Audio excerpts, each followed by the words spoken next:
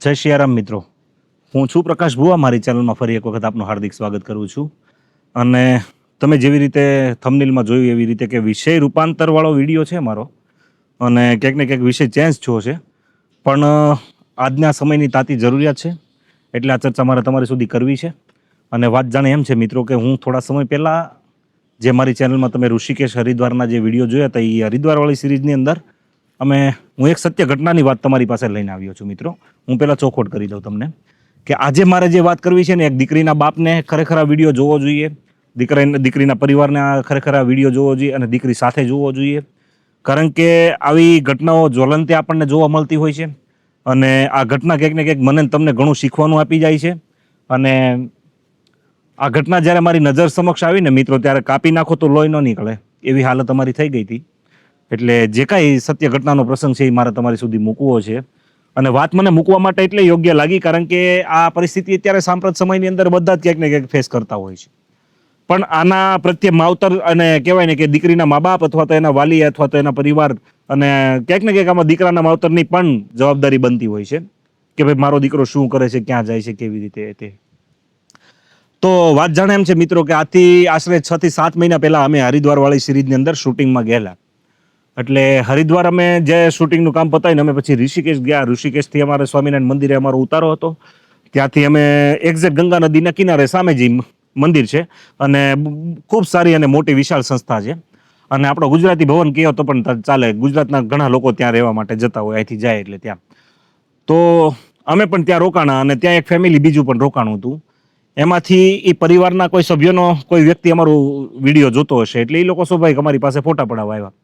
એટલે અમે પરિવાર સાથે ફોટા પણ પાડ્યા એ દીકરીઓ સાથે. અને પછી થોડી ઘણી વાતચીત થઈ. ગંગાના કિનારે અમારે જે આરતીનું શૂટિંગ લેવાનું હતું એ શૂટિંગ પૂરું થયું. વાત હવે શરૂઆત થાય છે, તમે જોજો, આ વાતની ગંભીરતાને ધ્યાનમાં લેજો મિત્રો. ખરેખર આ જો વાત મારા ને તમારા જો પરિવારમાં કદાચ આ બનતું હોય ને તો આપણે કદાચ વિશ્વાસ ન કરી શકીએ કે આવું પણ બને ખરું. પણ હા, બને છે. આ કળિયુગ છે, આ સમય અત્યારે એવો છે. એટલે અવેરનેસ માટેનો આ એક વિડીયો છે અને આ વિડીયો મારે તમારી સુધી પહોંચાડવો એટલા માટે છે કારણ કે કોઈ પણ દીકરી આ વાતનો ભોગ ના બને. પછી અમે શૂટિંગ પતાવીને અમે બધું કમ્પ્લીટ કામકાજ કરીને અમે ફ્રી થયા. એટલે મેં કીધું ચાલો ને, અમારા કેમેરામેન હતા ત્યારે ગિરિબાપુ કરીને એક હતા, કાર્તિક ગિરી ગોસ્વામી. તો મને કે પ્રકાશભાઈ અત્યારે ગંગાના કિનારે મસ્ત પવન આવે છે તો આપણે ત્યાં જઈને બેસીએ એમ. એટલે અમે ગંગાના કિનારે બધા બેઠા હતા અને એ બેન પાછળ પાછળ અમને ફોલો કરતા હતા. એટલે મેં ઝીણી નજરે જોયું અને મેં ગિરિબાપુને કીધું હતું કે આ બેન ક્યારના આપણને ફોલો કરે છે, કાંઈક એને વાત કરવી છે. તો ગિરિબાપુ કે એને વાત કરવી હોય તો એ સ્વાભાવિક છે કે આપણી સામે તો આવે જ તે ને એમ, પણ એવું કંઈ નહીં હોય, એના કામથી આવ્યા હશે એમ. પણ થોડીક વાર થઈ એટલે મેં ઘરે ફોન કર્યો સુરત મારા વાઈફને કે ભાઈ હું બધું હાલચાલ પૂછતો હતો. એમાં એ બેન મારી પાસે એટલામાં આવી ગયા. બેન મારી પાસે આવી જાય છે અને મને કીધું પ્રકાશભાઈ મારે થોડીક 10 મિનિટ તમારી સાથે વાત કરવી છે. તો મેં કીધું ચોક્કસથી બેન, બોલો ને, શું હતું. એટલે મેં મારા વાઈફને કીધું હું તમને પછી ફોન કરું છું. એટલે મેં ફોન કાપીને બેન સાથે હું સંવાદમાં મંડાયો. વાત જ્યારે એવી રીતની છે મિત્રો કે તમે જે દીકરીનું કે ગંગા અને જમના આજ કિનારે ઉપર અમને મળ્યા અને તમે નામ પાડ્યું કે આ દીકરી તારું નામ આજથી ગંગા અને તારું નામ જમના, બે નાની નાની દીકરીઓ હતી એટલે મેં એનું સ્વાભાવિક રીતે નામ પાડ્યું કે ગંગા અને જમના. એમાં જે આ ગંગા કરીને દીકરી હતી ને એની હું માં છું. મેં કીધું સરસ બેન, બોલો શું કામ હતું. તો એટલી વાત કરતા જ બેન મારી પાસે રોવા મળે છે. બેન રોવા મળે છે અને કંઈ પણ વાત કરતા પહેલાં એને ઘણી આમ સંકોચ એને થાય છે. એટલે મેં નિશ્ચિતપણે એને કીધું કે બેન તમે મારી ઉપર ભરોસો રાખીને તમે જે કંઈ હોય મને વાત કરો, મારાથી થતું હશે એ ચોક્કસથી હું મદદ કરવા તમને તૈયાર છું. કે તમે અહીંયા આવ્યા એટલે કાંઈ અટવાણા છો, તમારો સામાન ચોરી થયો છે કે કાંઈ તમારે બીજી કાંઈ તકલીફ છે, કોઈ હેરાન કરે છે, જે કાંઈ વાત હોય તે ચોક્કસથી મને કહો, મારાથી બનતી કોશિશની મદદ હું તમને ચોક્કસથી કરીશ. એટલે બેન ઘણો સમય સુધી એમનામ રોયા છે અને પછી ફ્રી થઈને એ વાત કરવાની મને શરૂઆત કરે છે કે પ્રકાશભાઈ આ વાતની શરૂઆત મારે તમારી સુધી કેમ કરવી ને મને સમજાતું નથી કારણ કે વાત મારી દીકરીની છે. એટલે આખી પરિસ્થિતિનો તાગ મેળવીને હું સમજી ગયો કે આ બેન શું કહેવા માગે છે, પણ કાંઈક એની અંદર જે ગંભીરતા પડી હતી મારે બહાર લાવવાની હતી. એટલે ખૂબ મેં એ બેનને આશ્વાસન આપ્યું કે બેન જે કાંઈ હોય તમારા મનની અંદર પ્રશ્ન એ ચોક્કસથી મને તમારા સગા ભાઈ તરીકે માનીને કરી શકો છો. મારાથી બનતી કોશિશની તમામ મદદ તમને કરવા તૈયાર છું. એટલે બેન મને વાત કરવાની શરૂઆત કરે છે કે ભાઈ મારી જે દીકરી તમને બપોરે આપણે શૂટિંગની અંદર જ્યારે મળ્યા અમે તમને અને ફોટા પાડ્યા આપણે, તે તમે જે દીકરીનું નામ ગંગા તરીકે તમે જેને બિરુદ આપ્યું હતું એ દીકરીની ઉંમર અત્યારે 16 વર્ષની ઉંમર છે. અને એ દીકરી સાથે જે એક છોકરો ભણે છે એ છોકરો એમ કહેવાય કે એને રાખડી પણ બાંધતો, રાખડી બંધાવતો એ દીકરી પાસેથી. અને એ દીકરી સાથે અત્યારે રિલેશનશિપમાં છે અને ખોટી રીતે ક્યાંક એની એકાંતની પળોને એ કેમેરામાં કેદ કરીને ક્યાંક ને ક્યાંક આ દીકરીને અત્યારે મજબૂર કરી રહ્યો છે. અને ખૂબ જ સુખી સંપન્ન પરિવાર, ઇજ્જતવાળો પરિવાર. અને આ વાત જ્યારે એમ કહેવાય કે મિત્રો એ દીકરીના બાપને ખબર પડે છે ત્યારે એમ કહેવાય કે એની પગ નીચેથી જમીન ખરકી જાય છે. પણ એ બાપ કેટલો મજબૂર થઈને પણ આ દીકરીને કદાચ એને એના પરિવાર સાથે એમ કીધું, એને મમ્મીને એમ કીધું કે તું તારા માસી અને તારા મમ્મી જોડે જા અને આવો કંઈક સાંસ્કૃતિક પ્રવાસ કર, કે આપણે આધ્યાત્મિકની એવી જગ્યા ઉપર જા તો જેથી કરીને તારું માઇન્ડ ફ્રેશ થાય અને તને સારા વિચારો મગજમાં આવે. હવે હું જે કાંઈ વાત કરું છું ને દિલથી વાત કરવાનો છું તમને મિત્રો. આ વિડીયો તમને કદાચ બોરિંગ લાગશે પણ સમજવા જેવો ખૂબ જરૂરી છે. જો એક દીકરીના માવતર હોય ને તમે તો આ ચોક્કસથી આ વિડીયો આખો જોજો. એટલે બેન મને વાત કરતા કરતા ધ્રુસકે રડે છે. મેં કીધું બેન જે કાંઈ વાત હોય ને તમે મને સ્પષ્ટ કહો અને હું તમારી શું મદદ કરી શકું છું એ પણ મને તમે કહો, જેથી કરીને મને ખબર પડે કે આ તમારી વાતમાં મારો શું રોલ છે. એટલે મને એણે એમ કીધું કે પ્રકાશભાઈ આ રીતની વાત છે, આ કોઈને કહી શકાય એવું નથી. દીકરીની વાત એટલે બદનામીનો ડર ચોક્કસથી હરેક મા બાપને લાગતો હોય છે. પણ આટલી એવી ઉંમરમાં મારી દીકરી આ જગ્યા ઉપર ચડી ગઈ અને એના પપ્પા તોય એની ઉપર એટલો વિશ્વાસ ધરાવીને અમને આ જગ્યા ઉપર મોકલ્યા કે ભાઈ આને તું સારી જગ્યાએ ફેરવીને લાવ, કોઈક મહાપુરુષ મળે તો એની પાસે એને બેસાડીને લાવ કે આને કંઈક એને જ્ઞાન આવે, આત્મજ્ઞાન આવે. એટલે એ આશ્રયથી બેની દીકરીને ત્યાં લઈને આવેલા અને એ બેનની સાથે એમના સિસ્ટર હતા અને એનું ફેમિલી હતું અને આમાં દીકરી બે એકલા જ હતા. એટલે મેં કીધું બેન કોશિશ કરું, અત્યારની પ્રજા તો માને તેને કદાચ ન પણ માને અને મારાથી જે કાંઈ થાય હું ચોક્કસથી તમારી મદદ કરવાની કોશિશ કરું છું. એટલે મેં કીધું કે દીકરી તમારી સાથે જ છે ને? કે હા. મેં કીધું બોલાવો ને જરા, ફોન કરીને હું વાત કરું. એટલે એમણે એ દીકરીને ફોન કર્યો ને એ દીકરી અમે જ્યાં બેઠા હતા ત્યાં આવે છે. ટૂંકમાં વાત કરું હું તમને. દીકરી ત્યાં આવે એટલે દીકરીને મેં ચોક્કસથી પૂછ્યું કે બેટા આ શું બધી, આ એટલી તારી ઉંમર નાની એવી ને તું આ બધી વસ્તુમાં તું ઓતપ્રોત થઈ ગઈ એટલે શું કહેવાય એમ. એટલે એણે ગુસ્સેથી એની મમ્મી સામે જોયું કે તમે આ વાત પણ આ અંકલને કહી દીધી. એટલે મેં કીધું બેટા તું મારી સામે જોઈને વાત કર. એ વાત એણે કહી દીધી, એની પાછળની ક્યાંક ને ક્યાંક તારી પ્રત્યેની ચિંતા છે, જવાબદારી છે, એ તારા માવતર છે. એટલે એણે વાત મને કીધી છે પણ ક્યાંક ને ક્યાંક તારી જે આ ભૂલ થઈ છે એનો તને કાંઈ અફસોસ નથી. એટલે ચોક્કસથી દીકરીએ અટક્યા વગર મને જવાબ આપ્યો કે નહીં, મને કોઈ જાતનો અફસોસ નથી. એટલે મારા તો રૂવાડા સમસમી ગયા કે મેં કીધું આવું એક દીકરી કેવી રીતે બોલી શકે એમ. એટલે મેં કીધું એનું કારણ શું? કાંઈ એવી ઘટના ઘટી તારા પરિવારમાં કે તને આ વાત ઉપર એને અફસોસ નથી અને તારા માવતર ઉપર તને એટલી બધી દાદ ચડે છે, ખીચ ચડે છે? તો મને કહે કે મારી એક નાની સિસ્ટર છે ને, મારા મમ્મી પપ્પા એને પ્રેમ કરે, મને પ્રેમ નથી કરતા. આખા ઘરમાં અમારે એનું માન છે, અમારું માન નથી. અને સ્વાભાવિક છે 16 વર્ષની દીકરી એ પણ નાનું બાળક જ કહેવાય ને, એને પણ શું દુનિયાદારીની જે ખબર હોય. પણ તો મેં કીધું તે જે છોકરાને પસંદ કર્યો છે એની ઉંમર શું છે? કે એ મારી જેટલો જ છે, મારી ઉંમરનો છે એમ. તો મેં કીધું એ તને ખૂબ પ્રેમ કરે છે ને તારા મમ્મી પપ્પા તને પ્રેમ નથી કરતા, એ વાત પાકી છે? તો એણે કીધું હા એ વાત પાકી છે કે એ છોકરો મને પ્રેમ કરે છે ને મારા મમ્મી પપ્પા મને પ્રેમ નથી કરતા એમ. તો મેં કીધું હું તને અત્યારે સાબિત કરી દઉં, કાલે છોકરાને મૂકી દે ખરી તું? એ કે હા મૂકી દઉં. મેં કીધું તો આંખ બંધ કર અને તારી ખાલી આંખમાં હું જે બોલું ને એ જ તારે વિઝ્યુલાઇઝેશન કરવાનું છે, એ જ તારે વિચારવાનું છે કે આ ઘટના તારી હારે ઘટી રહી છે એમ. તો દીકરી કે ચોક્કસપણે કે હું ટ્રાય કરીશ એમ. એટલે દીકરી આંખ બંધ કરીને બેસે છે ને, બાજુમાં એના મમ્મી બેઠા છે, એક બાજુ હું બેઠો છું ને એ સાઈડ બીજી સાઈડ મારા કેમેરામેન હતા ગિરી બાપુ, એ બેઠા હતા. આ 4 વ્યક્તિ વચ્ચેનો અમારો સંવાદ હતો.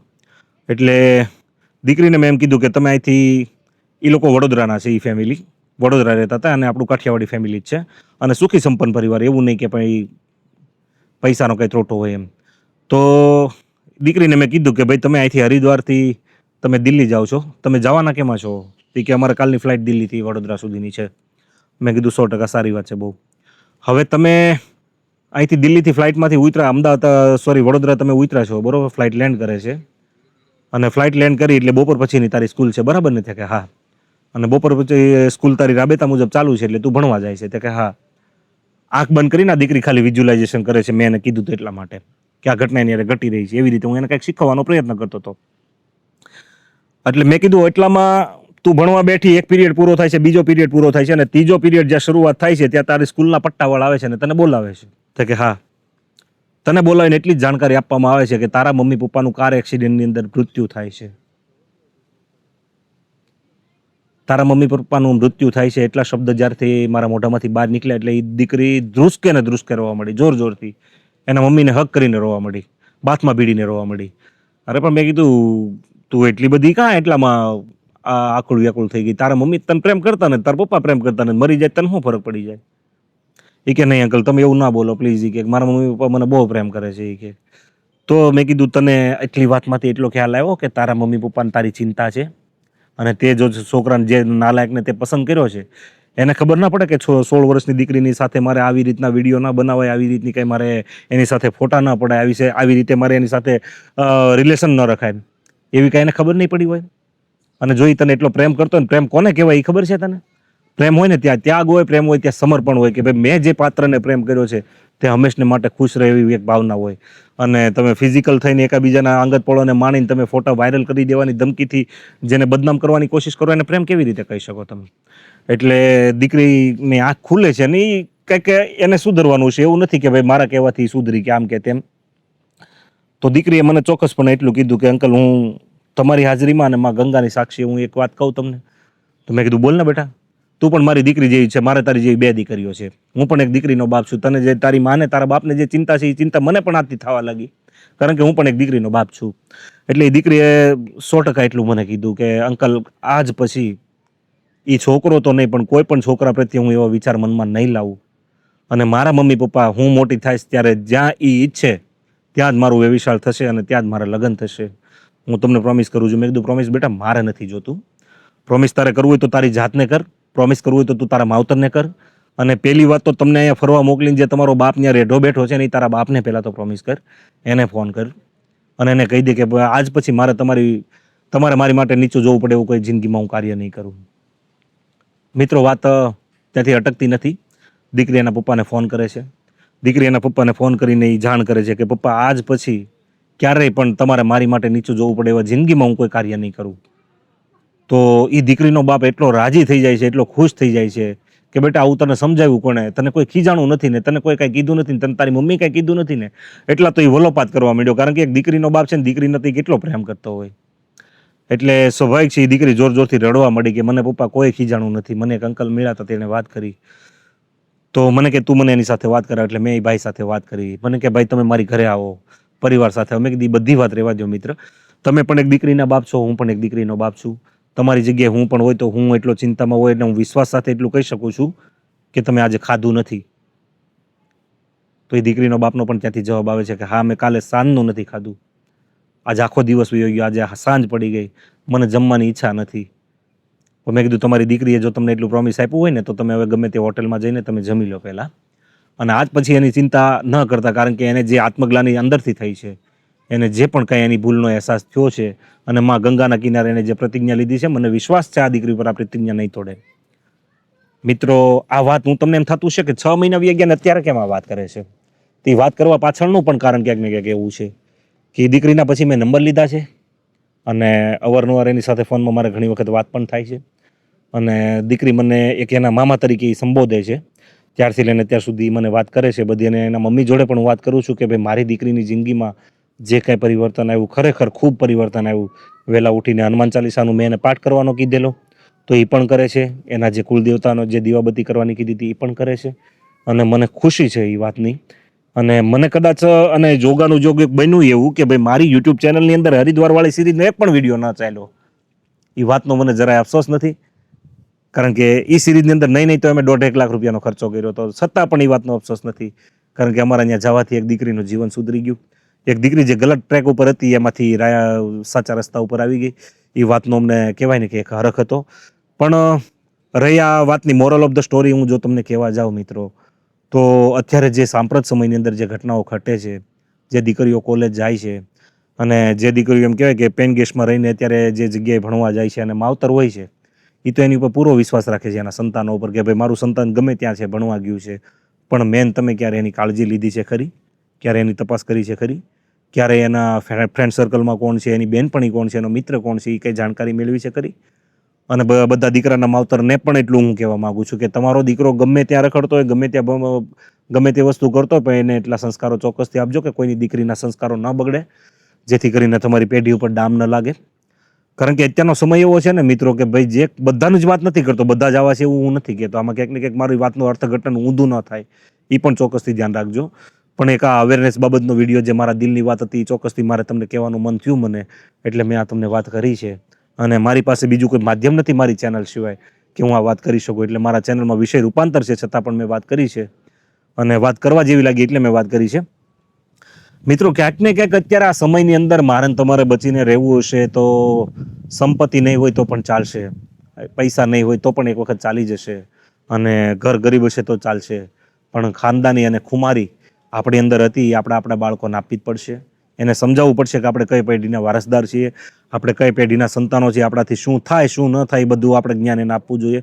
કારણ કે સંસ્કારોની ક્યાંય યુનિવર્સિટી નથી હોતી, કોઈ સ્કૂલ કોલેજમાં એના કોઈ લેક્ચર નથી હોતા, એના કોઈ પીરિયડ નથી હોતા. તો એ જ્ઞાન તો માવતરને જ આપવાનું હોય છે, અને ખાસ કરીને છોકરા ત્યાંથી જ શીખે છે કે જે માવતરનું જે એનું રહેણી કહેણી હોય, એનું જે વર્તન હોય, એમાંથી જ છોકરાઓને સંસ્કાર આવતા હોય કે મારા મમ્મી પપ્પા આ કરે છે એટલે આ કરાતું જ હોય. અને સંયુક્ત ફેમિલીનો ફાયદો આ છે કે સંયુક્ત ફેમિલીમાં જો રહેતા હોય, બા દાદા સાથે રહેતા હોય, તો છોકરા હોય કે છોકરી હોય એની અંદર આવો કોઈ દી ખરાબ વિચાર ન આવે. કારણ કે એને ખબર પડે કે ભાઈ હું સંયુક્ત ફેમિલીમાં રહું છું, મારા બા દાદા એટલો પ્રેમ કરે છે, મારા મમ્મી પપ્પા મને એટલો પ્રેમ કરે છે, મારા પપ્પા મારા દાદાની કેટલી ઇજ્જત કરે છે, મારા મમ્મી મારા દાદીમાની કેટલી ઇજ્જત કરે છે, મારે પણ બધાની ઇજ્જત કરવી જોઈએ. એમાંથી કંઈક ને કંઈક એને શીખવા મળે. પણ અત્યારના સાંપ્રત સમયની હું વાત કરું તો બધાને નોખું રહેવું છે, ગઢિયાથી વિમુખ થઈને રહેવું છે, કોઈને ગઢિયા સારા લાગતા નથી, અને જૂના અને રૂઢિચુસ્ત એના વિચારો છે એ ક્યાંક ને ક્યાંક આપણને ગમતા પણ નથી. રોજનું ઘર્ષણ થાય છે, એકલા રહેવું છે, ફ્રીડમ જોતી છે બધાને. પણ એ બધી વાત ખરી, અને એ સમય પ્રમાણે કદાચ એ સાચું છે કે ખોટું એ તો હું પરિસ્થિતિ ઉપર મૂકું છું, એ આપણે એમાં કંઈ કોઈને જ્ઞાન આપવું નથી. પણ આજની જે ઘટના હતી એ ખરેખર મને એવું લાગ્યું કે કીધા જેવી છે, અને આ વાત ઘણા સમયથી મારે તમારી સાથે કરવી હતી, પણ હું રાહ એ જોતો હતો કે પહેલાં 100% આ દીકરીનું જીવન ચેન્જ થાય છે કે નથી થતું, એના જીવનમાં પરિવર્તન આવે તો ચોક્કસપણે મારે વાત તમારી સાથે શેર એટલા માટે કરવી જોઈએ કે તમારા દીકરા પણ આવડા રસ્તે જતા હોય તો તમે એને રોકી શકો, તમે પણ થોડી અવેરનેસ રાખી શકો અને એની કાળજી લઈ શકો. માત્ર સ્કૂલમાં કે કોલેજમાં ફી ભરી દેવાથી તમારી જવાબદારી પૂરી નથી થઈ જતી. કારણ કે બાળક છે ને હજી 16 થી 17 અને 18 વર્ષની ઉંમરમાં તો હજી એને દુનિયા શું છે એની દુનિયાદારીની પણ ખબર ના હોય, અને એ આવા જે નિર્ણયો પોતે જાતે લઈ લેતું થાય એટલે તમારે લાલબત્તી સમાન કિસ્સો થઈ જાય કે ભાઈ આમાં આપણે થોડુંક અવેર થવું પડશે, થોડુંક જાગૃત થવું પડશે. તો મિત્રો, આ વાત કંઈક એવી રીતની છે. અને મારી વાતમાં જો ક્યાંય પણ તમને ક્ષતિ રહી હોય, અથવા તો મારી વાત કરવાની, કારણ કે આ મુદ્દો મેં પહેલી વાર લીધો છે, આવો મુદ્દો ઉપર મેં કોઈ દી વાત કરી નથી, પણ ચોક્કસપણે જો મેં મારા શબ્દોથી તમને ક્યાંય તમારી લાગણી દુભાણી હોય કે તમને કંઈ ખોટું લાગ્યું હોય તો હું ચોક્કસપણે એની માફી માગું છું. અને બસ ભગવાનને પ્રાર્થના એવી કરું છું કે કોઈ પણ દીકરીનો બાપ કે કોઈ પણ દીકરીની માં એને ક્યાંય નીચું ન જોવું પડે, અને ભગવાન બહુ બધાને સદબુદ્ધિ આપે તેવી પ્રાર્થના સાથે આ વિડીયો અહીંયા વિરમું છું. જય સિયારામ, જય સનાતન ધર્મ.